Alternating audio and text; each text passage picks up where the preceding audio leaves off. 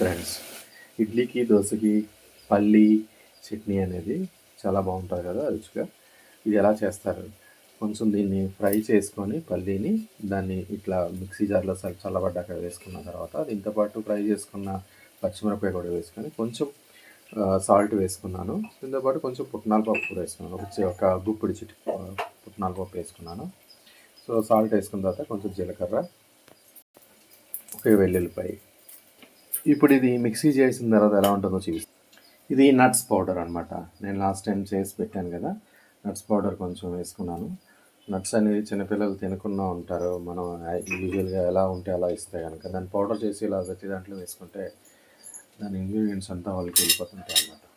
ఈ టమాటా చట్నీలో టేస్ట్ బాగుంటుందని కొంచెం పుదీనా, అల్లం కూడా వేయడం జరిగింది. చింతపండు ఒక చిన్న సైజు వేసుకుంటాం. ఈ సైజు చింతపండు వేసుకుంటే సరిపోతుంది. సో ఈ విధంగా అయిపోయింది చట్నీ అనేది మిక్సీలో వేసుకున్న తర్వాత ఇప్పుడు నేను దీన్ని ఇట్లా తీసుకున్న తర్వాత తాలింపు వేసుకుంటున్నాను. టమాటా చట్నీ ఇందాక వేరే వీడియోలో చూపించాను కదా, దానికి కూడా ఇదే తాలింపుని వేస్తున్నాను. సో ఈ తాలింపు వేసేసుకుంటే కనుక దీంట్లోని సరిపోతుంది. మనం దోశల్లోకి, ఇడ్లీలోకి అన్నిటికీ సరైన చట్నీ అంటే కనుక ఇదే. భలే బాగుంటుంది. రెసిపీ గురించి కామెంట్ చేయండి, లైక్ చేయండి, సబ్స్క్రైబ్ చేసుకోండి.